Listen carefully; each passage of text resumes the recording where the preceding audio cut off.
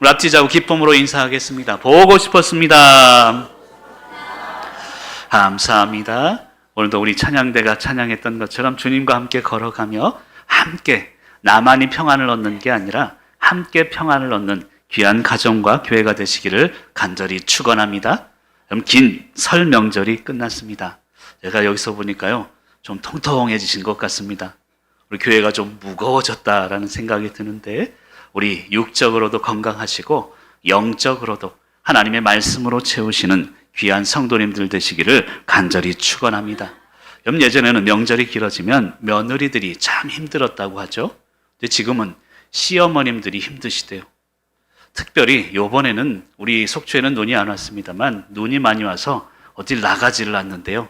한 열흘 동안 밥해 먹이느라고 힘들었다고 어느 권사님이 저에게 어제 말씀을 해주시더라고요. 내 며느리가 그러더래요. 어머님, 제가 할게요. 그랬더니 그 권사님이 그러셨대요. 얘야, 놔두거라.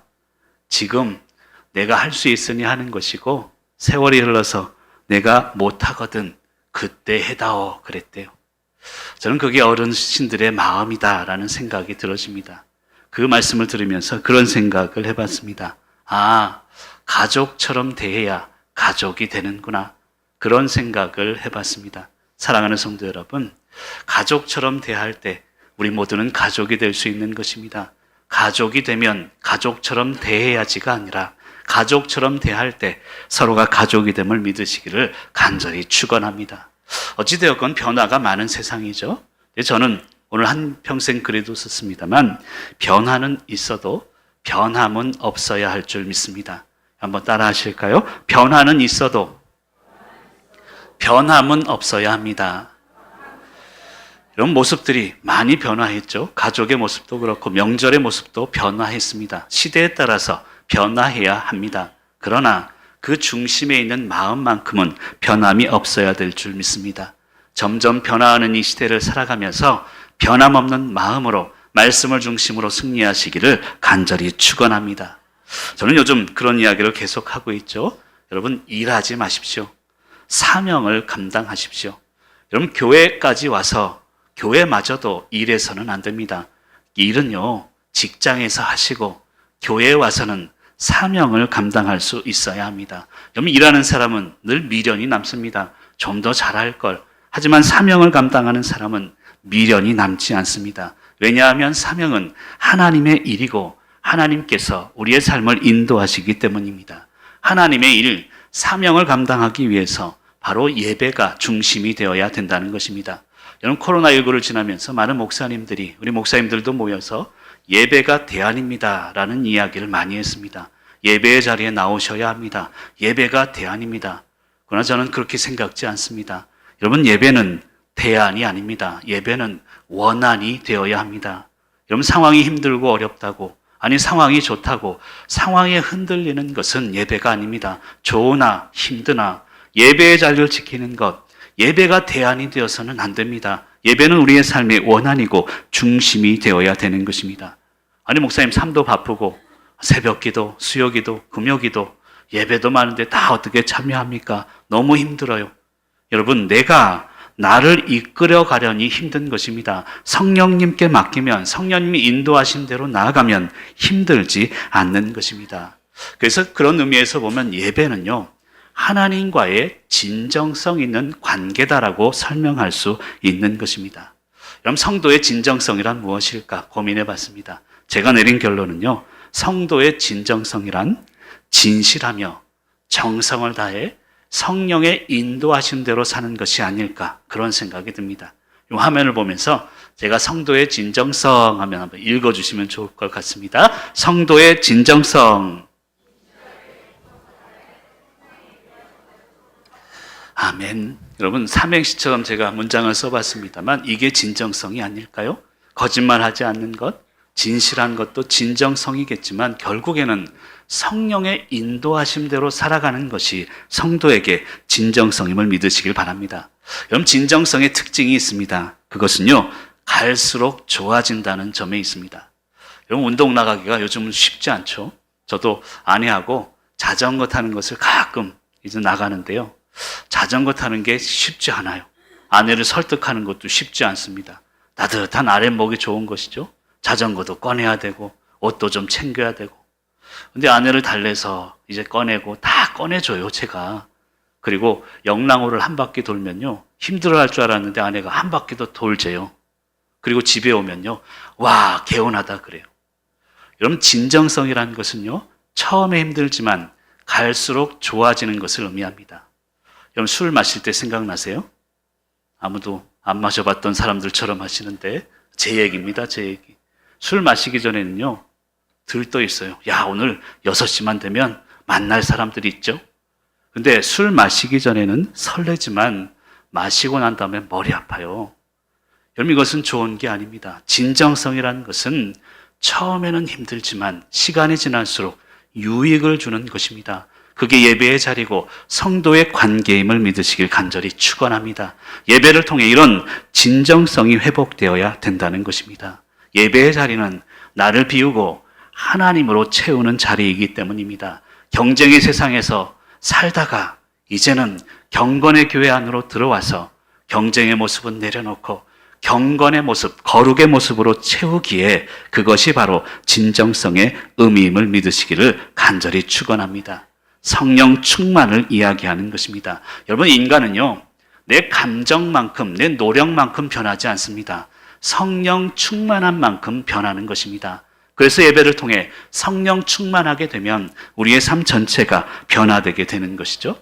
여러분, 성령 충만하면 일어나는 현상들이 몇 가지가 있습니다. 그 중에 하나는 여유로움이 아닐까라는 생각이 듭니다.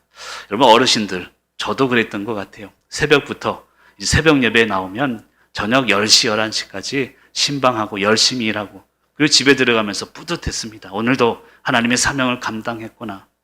근데 시간이 지나고 보니 여러분, 제 그 가족 그 그림에요, 둘째 아이가 가족 그림을 어릴 때 그렸는데 제가 없어요. 제가 빠진 가족 그림을 보면서 많은 것을 느꼈던 적이 있습니다. 여러분, 열심히 일하지 말라는 게 아닙니다. 성령 충만하면 내가 아닌 하나님이 하시니 성령께서 인도하시니 바빠도 여유롭게 되는 것입니다. 근데 성령 충만하지 않으면 할 일도 없는데 바쁩니다. 계속해서 시간에 쫓기게 되는 것이죠. 여러분, 바쁜데 목사님 어떻게 합니까? 일도 해야 되는데. 여러분, 바쁘십시오. 하지만 분주하지는 마십시오. 왜냐하면 성령님은 분주의 영이 아닙니다. 여유로움의 영이시기 때문임을 믿으시길 간절히 축원합니다. 정리를 드리면 성령 충만하면 여유가 생겨납니다. 여러분, 여유가 있다는 것은요, 완벽하다는 걸 의미하는 게 아닙니다. 틈이 있다는 것을 의미한다는 것이죠. 사랑하는 성도 여러분, 오늘 그런 부탁을 드리고 싶습니다. 완벽한 사람보다 틈이 있는 사람이 되시길 바랍니다. 틈이 있어야 사람들이 그 틈을 삐짓고 들어오기 때문입니다. 완벽한 부모가 있으면요, 자녀들이 힘듭니다. 저는 그런 확신이 있습니다. 목사가 완벽하면 성도님들이 힘들어요. 그래서 저 같은 사람을 속초교회로 보낸 줄 믿습니다. 아멘, 큰 소리로 해주시네요. 얼마나 빈틈이 많습니까? 얼마나 부족합니까?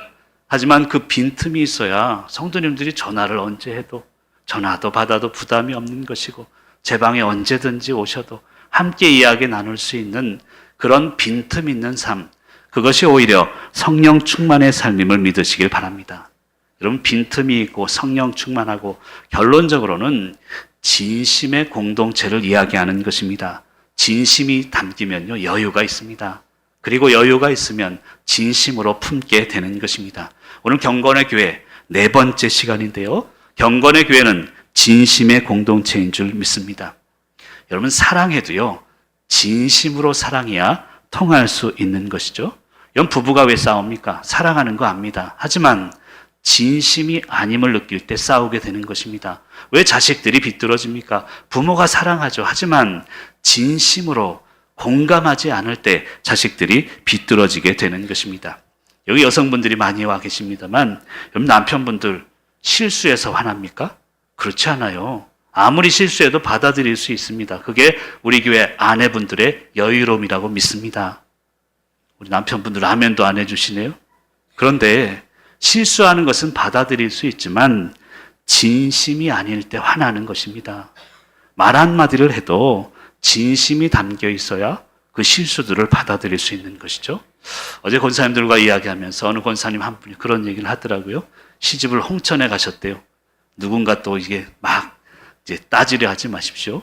근데 그때 뭐 연탄도 없었고 나무를 떼는데, 야, 나무 불이 잘 안 붙잖아요. 근데 이걸 붙게 하기 위해서 막 눈물 콧물을 하면서 막 울고 있었대요. 그 소죽을 끓여야 되는데, 그걸 끓여야 되는데 불도 안 붙고 그냥 울고만 있었는데 남편이 오더래요. 남편이 얼마나 자기를 사랑하는지 어쩔 줄 몰라 하시더래요. 아무 말도 못하고 어쩔 줄 몰라 하시대요. 근데 그게 그렇게 서러워서 또 눈물을 흘리셨답니다. 여러분 알아요. 그리고 그 마음은 알지만 진심이 담긴 말 한마디, 여보 미안해, 여보 고생했어, 그것을 바라는 것입니다. 우리 남편분들 앞으로는 어쩔 줄 하지 마시고 그냥 말 한마디 해주시길 바랍니다.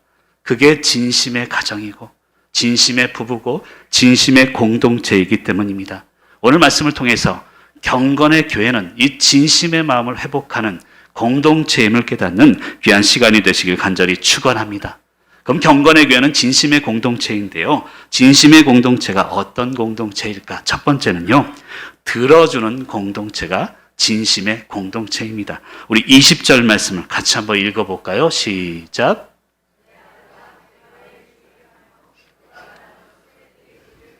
아멘. 오늘 20절에 보면 내 귀를 기울이라 라고 이야기하고 있습니다. 여러분, 인간의 약점 중에 하나는 자기가 원하는 것만을 듣는다는 데 있습니다. 수많은 얘기들을 하는데 내가 원하는 것만 딱딱 들리는데 인간의 연약함이 있다는 것이죠. 그래서 오늘 말씀은 이야기합니다. 내 귀 들으라는 것입니다. 말씀을 들어야 하는 것이죠. 내 말씀만 들어서는 안 됩니다. 말씀을 들은 대로 사랑해야 되는 것입니다. 여러분, 율법이 율법주의를 만든 게 아닙니다. 율법에 사랑이 없으니 율법주의가 되는 것이죠. 율법 자체가 문제가 아니라는 것입니다. 율법과 사랑은 반대 개념이라고 생각하는데 아닙니다. 율법과 사랑은 공존의 개념임을 깨달아야 합니다. 율법과 사랑이 공존하지 못하니 거짓된 삶이 우리에게 나타나는 것입니다. 그런 의미에서 보면 진심이라는 것은요, 말씀과 사랑이 만나는 지점이다라고 할 수 있습니다. 말씀이 그 말씀대로 사랑하는 것, 그것이 진심임을 믿으시기를 간절히 축원합니다. 오늘 20절에 보면 주의하며 기울이라, 들으라는 것이죠. 여러분, 듣다, 한자로는 들을 문자가 있습니다. 문자를 한번 보시면 화면 한번 띄워주실 수 있을까요? 거기 보면 귀 이자에다가 문자, 입구 문자가 있죠. 이 말은 귀가 문이다라는 뜻 아니겠습니까?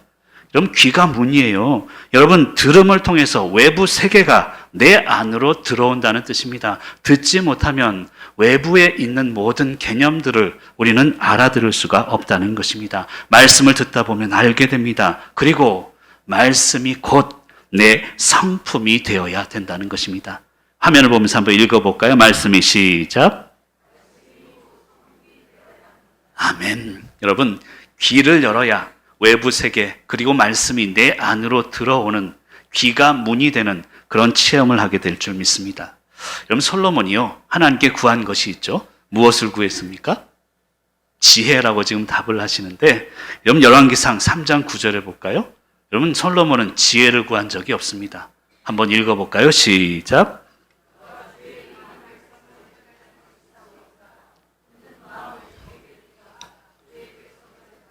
선악을 분별하게 하옵소서. 아멘. 여러분, 솔로몬은요, 하나님께 듣는 마음 주세요, 그것을 구했습니다. 그리고 11절에 보면 하나님께서 지혜를 주셨습니다. 즉, 솔로몬이 구한 것은 듣는 마음이었는데 하나님께서 주신 것은 지혜였다는 것입니다. 이 말은 곧 들음이 지혜로 연결된다는 것을 이야기하고 있다는 것입니다. 사랑하는 성도 여러분, 그래서 진심이 담긴 가정, 진심이 담긴 교회는 듣는 것으로부터 시작해야 될 줄 믿습니다. 21절에 보면요, 좀 이해가 되지 않는 말씀이 있습니다. 눈에서 떠나지 말게 하며. 여러분, 듣는 것은 귀로 듣는 것입니다. 그런데 이 듣는 것에 대해서 눈으로 떠나게 하지 말라라고 오늘 말씀은 이야기합니다. 아니, 어떻게 듣는 것을 눈으로 볼 수 있습니까? 이 말씀은 듣는 것이지만 눈에 보는 듯이 구체적으로 우선적으로 행할 것을 명령하는 말씀입니다. 그리고 22절에 와서는 얻는 자에게는 생명이 된대요. 들으면 영적인 풍요로움을 누린다는 뜻입니다. 그리고 더 읽다 보면 온 육체에 건강이 된다. 육적인 축복도 주신다는 것입니다. 하나님의 말씀을 듣다 보면 그 들음을 통해서 지혜가 생기고 결국에는 영적인 그리고 육적인 축복을 얻게 된다는 의미입니다. 듣는 자에게 주시는 축복을 의미하는 것이죠. 여러분, 제가 지난번에 그 5가지 언어를 말씀드린 적이 있습니다. 그 중에서 성도의 언어는요, 첫 번째는 공감의 언어가 되어야 합니다. 듣는 것 자체가 언어라는 것입니다. 공감의 언어는 듣는 것이죠.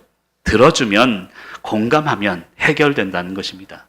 가끔 제 방에 또 전화로, 카톡으로 이제 상담을 하시는 분들이 있습니다. 그 중에서 이제 좀 찾아오시죠, 만나시죠. 그래서 제 방에 와서 이제 만나면 갈 때는 해결을 받고 가세요. 그래서 제가 너무너무 기쁩니다.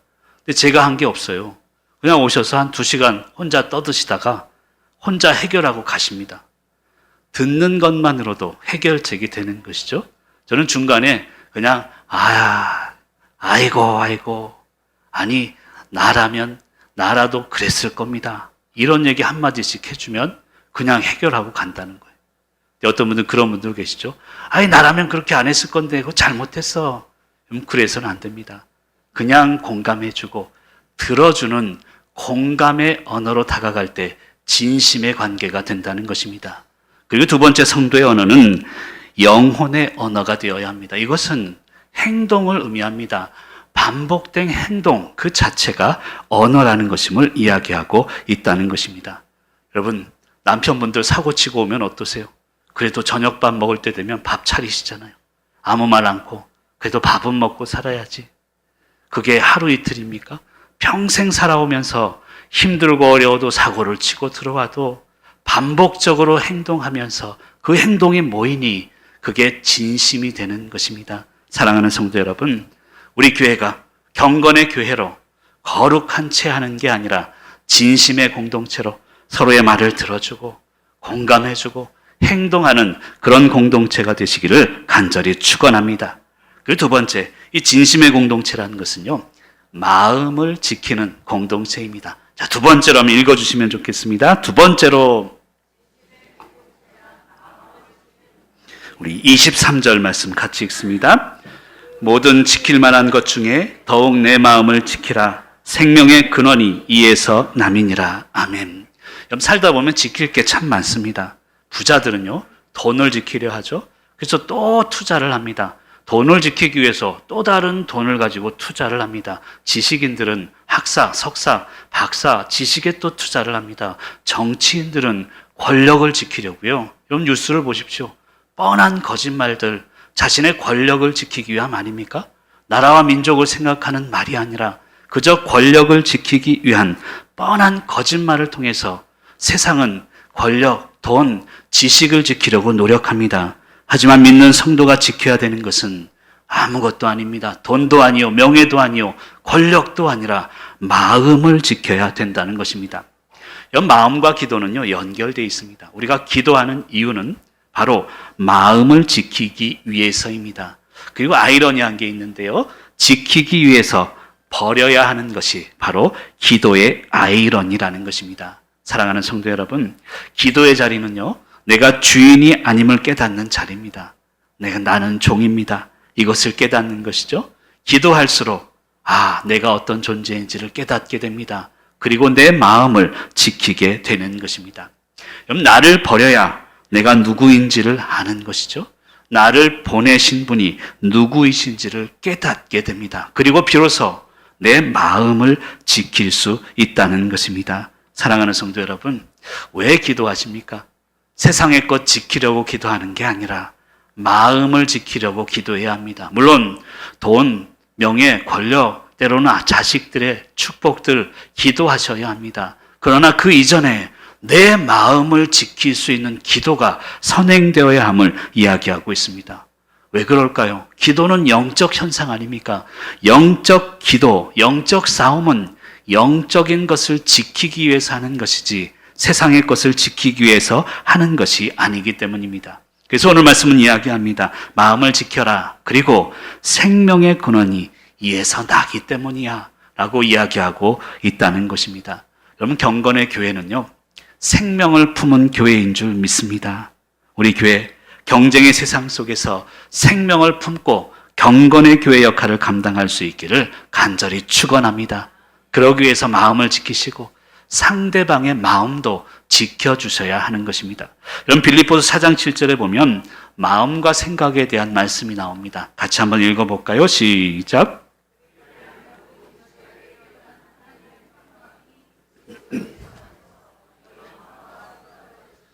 아멘. 여러분, 오늘 4장 7절에 보면 마음과 생각 두 가지를 이야기합니다. 여러분, 마음이 생각 아닌가요? 생각은 또 마음이고요. 근데 성경은 두 개를 분명히 구별하고 있습니다. 오늘 제가 간단하게 설명을 드리면요, 마음이라는 것은 정리된 생각을 의미합니다. 5만 가지 생각이 있죠. 그 생각 때문에 잠 못 잘 때가 많습니다. 이것저것 생각하다가 기도를 통해서 말씀을 보면서 마음이 하나로 모아집니다. 그게 바로 마음이라는 것입니다. 여러분이 믿든지 안 믿든지 제가 결혼 전에는요, 따라오는 여학생들이 많았습니다. 역시 안 믿어주시는군요. 근데 여러분, 결혼 후에는 아내만 딱 바라보는 거 아닙니까? 이 사람 저 사람 생각하다가 결혼을 하니 아내에게 집중하게 되는 것이죠. 자녀를 낳으니까 여러분, 아빠의 역할을 몰랐어요. 자녀를 낳고 보니까 이게 아빠구나. 그리고 마음이 정리되는 거 아닙니까? 교회를 섬기기 전에는 몰랐습니다. 담임 목사가 되기는 몰랐습니다. 하지만 교회 목사가 되니 이 교회의 마음을 정하고 함께 나아가는 것 아니겠습니까? 마음과 생각을 지키라는 것은 그것입니다. 여러 가지 생각이 있지만 그 생각을 정리하고 정리된 생각, 마음을 가졌으면 흔들리지 말라는 의미를 담고 있습니다. 그리고 마음을 정리하게 되면 결국 삶의 목적이 바뀌어지게 되는 것입니다. 여러분, 인간은요, 삶의 방법을 바꾸려고 노력합니다. 그래서 이것 해봤다가 저것 해봤다가 직장도 바꿔봤다가, 그러나 중요한 것은 방법 바꾸는 게 아니라 삶의 목적을 바꾸어야 되는 것입니다. 이 목적, 마음이 분명한 사람은 흔들리지 않기 때문입니다. 이런 마음의 성장의 과정은요, 지금 이야기한 그대로죠. 첫 번째는 듣는 것입니다. 듣는 마음, 이게 지혜입니다. 그리고 말씀을 듣다 보면, 상대방의 마음을 듣다 보면 생각들이 많아지죠. 하지만 마음과 생각이 이제 지키게 됩니다. 하나의 마음으로 모아지게 되고, 그리고는 삶의 목적이 완전히 바뀌어지게 된다는 것입니다. 사랑하는 성도 여러분, 오늘 어르신들도 많이 앉아 계신데요, 나이 들었다고 꿈을 내려놓아서는 안 됩니다. 분명한 목적, 여러분의 나이대에 맞는 새로운 꿈을 꾸며 목적을 가지고 날마다 나아가야 될 줄 믿습니다. 서로의 마음을 지켜주는 이런 진심의 공동체, 정리된 생각들, 수많은 생각들을 정리하고 나아가는 진심 어린 가정과 진심 어린 교회가 되시기를 간절히 축원합니다. 그 마지막 세 번째는요, 진심의 공동체라는 것은 치우치지 않는 공동체를 의미합니다. 자, 세 번째로 한번 읽어주시면 좋겠습니다. 세 번째로 우리 27절 말씀을 같이 한번 읽어볼까요? 시작. 아멘. 여러분, 진심이 아니면 치우치게 되어 있습니다. 진심이면요, 절대 치우치지 않습니다. 진심이 아니기에 한쪽으로 치우치게 되는 것입니다. 여러분, 한국인의 특성 중에 하나가요, 여러분 혹시 들어보셨는지 모르겠습니다. 갈등 회피주의란 그런 개념이 있습니다. 한국인들은 갈등을 두려워한대요. 상대방의 의견에 반대되더라도 그냥 묻어갈 때가 많다는 것입니다. 저도 현장 소장으로 직장에 있으면서 점심때가 되면 점심 뭐 먹을까, 이게 늘 고민입니다. 근데 상사가 나는 김치찌개 먹고 싶은데 오늘 저기 동태찌개 먹으러 가자 그러면 어쩔 수 없이 좋습니다 하면서 따라갔던 기억이 있습니다. 갈등하기 싫은 것이죠. 여러분, 그런데 중요한 개념은요, 인간은 자신의 시각보다 상대방이 나를 어떻게 보느냐를 더 중요하게 느끼는 존재입니다. 그런데 남의 시선에 따라 살다 보면 치우치게 되고 결국 삶의 균형을 잃게 된다는 것을 깨달아야 합니다. 우리 화면을 보면서 한번 읽어볼까요? 한번 띄워주시고 그 전부터 한번 인간은 같이 읽습니다. 시작.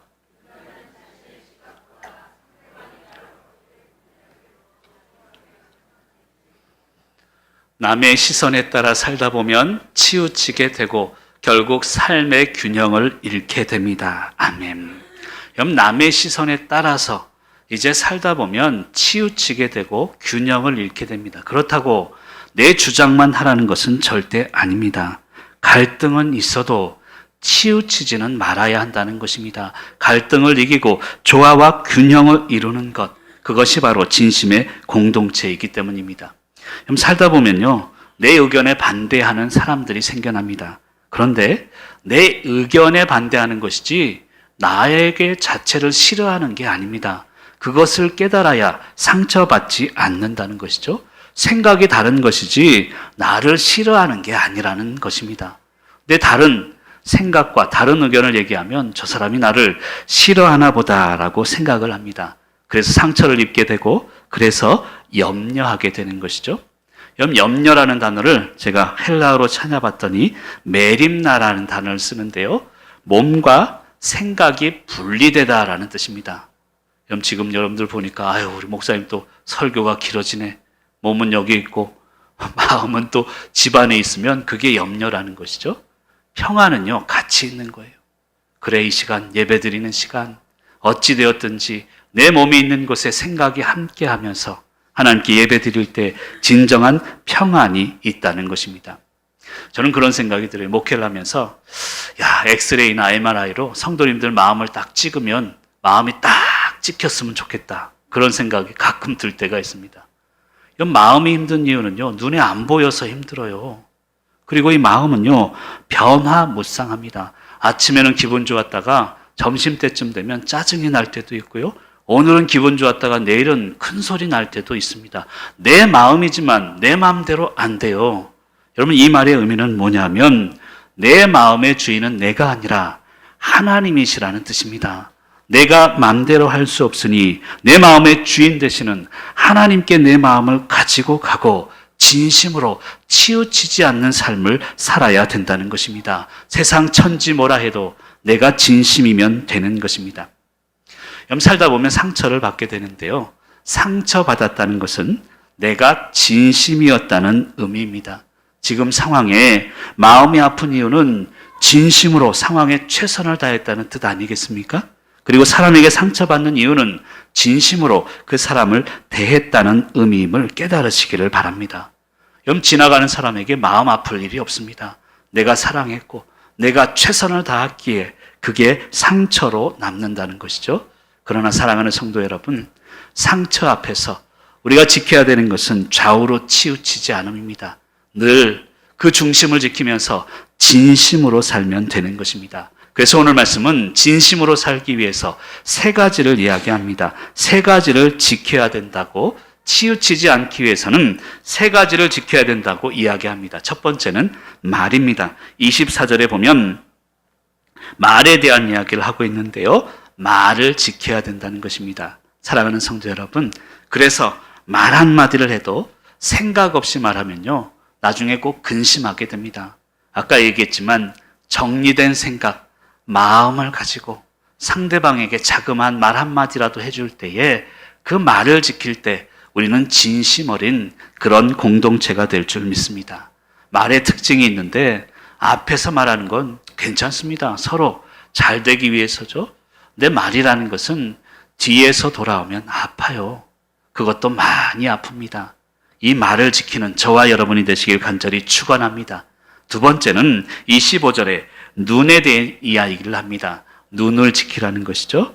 여러분 눈을 세상이 아니라 내가 바라보아야 할 것, 하나님을 보라는 것입니다. 세상 욕망이 아니라 하늘 소망을 보는 것입니다. 눈을 지킬 때 진심 어린 삶을 살게 됩니다. 그리고 세 번째는 26절에 발을 지키라라는 이야기를 합니다. 발을 지키라. 여러분 행동하라는 것입니다. 우리의 말한 대로 행동할 수 있어야 합니다. 그리고 우리의 눈, 하늘 소망을 보는 대로 교회가 함께 마음을 합해서 구역과 지역이 교회가 함께 행동하는 발이 되어야 된다는 것입니다.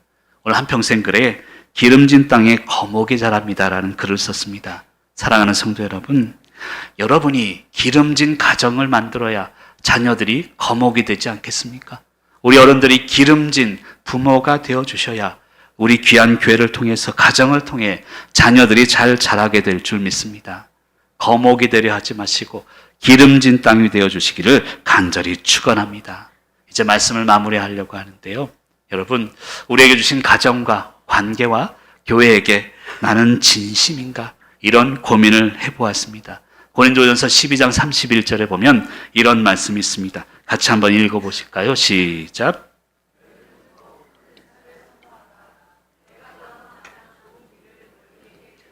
아멘. 여러분, 고린도전서 12장은 은사장입니다. 은사장을 마무리하면서 마지막 절 9절인데요.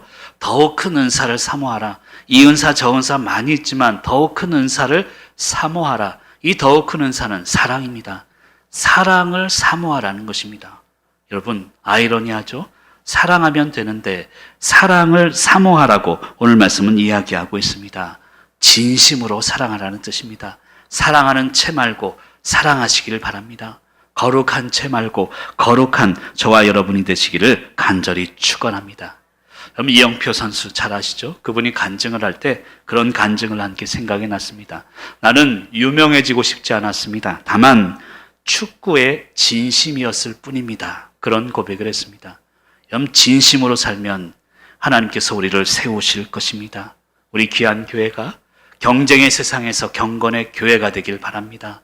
그 경건의 교회의 모습은 바로 진심의 공동체입니다. 오늘 말씀을 통해서 2025년 표 경쟁의 세상에서 경건의 교회로 네 번째, 진심의 공동체가 되시길 바랍니다. 여러분, 개인이, 가정이, 교회가 진심으로 살아갈 때 일단은 많이 들어주시고 공감하며 또 서로의 마음을 지켜주시면서 진심으로 사랑을 사모하며 나아가는 공동체가 될 때 우리 교회가 경건의 교회의 사명을 감당하게 될 줄 믿습니다. 그 믿음으로 진심 어린 삶을 살아가시기를 간절히 축원합니다.